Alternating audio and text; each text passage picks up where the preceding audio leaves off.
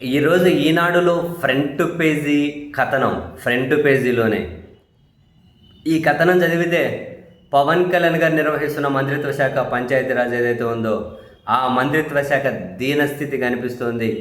కనీసం ఒక ఏమంటారు ఊర్లలో బల్బు పోతే ఆ బల్బు పెట్టుకునే కూడా డబ్బులు లేవంట. చాలా వాళ్ళ పరిస్థితి దారుణంగా ఉంది అని హెడ్డింగ్ కూడా పంచాయతీలకు ఆర్థిక కష్టాలు అని.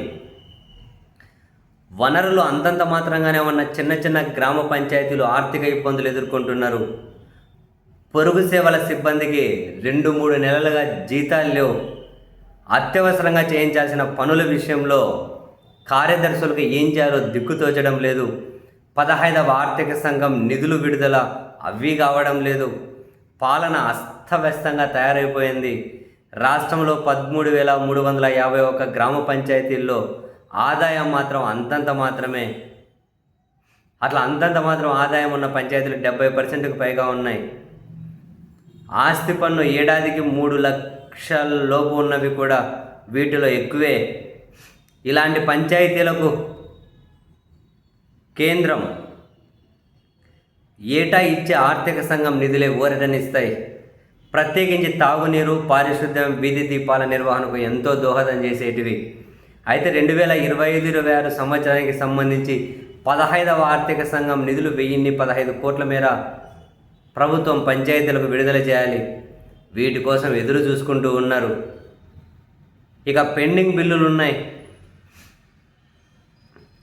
వాస్తవానికి పంచాయతీల పదవీకాలం, సర్పంచుల పదవీకాలం ముగుస్తుందనగా 6 నెలల ముందు గ్రామాల్లో ఆర్థిక సంఘం నిధులతో రోడ్లు, కాలువల పనులు చేయించారట.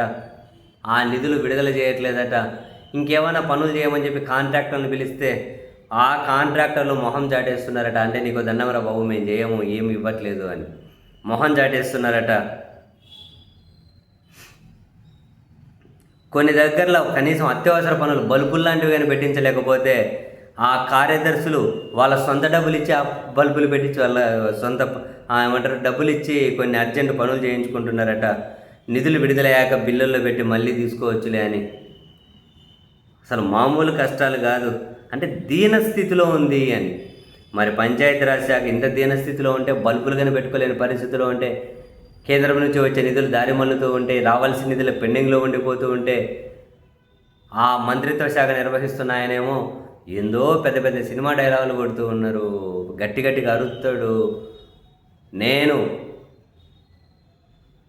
హోమ్ కాదు కాబట్టి క్రిమినల్స్ బతికిపోయారా అంటాడు. నేను అది కాదు కాబట్టి బతికిపోయారా అంటాడు. సొంత మంత్రిత్వ శాఖలో చూడండి సరే దీనస్థితి. తర్వాత దేని మీద గురించి వేరే మంత్రుల గురించి మాట్లాడతారు.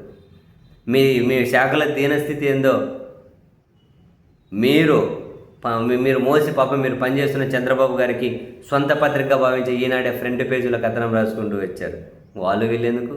వీళ్ళే రాశారు. ఎంత దీనస్థితితో చూడండి. మరి కాన్సర్న్ మినిస్టర్ ఏం చేస్తున్నారు?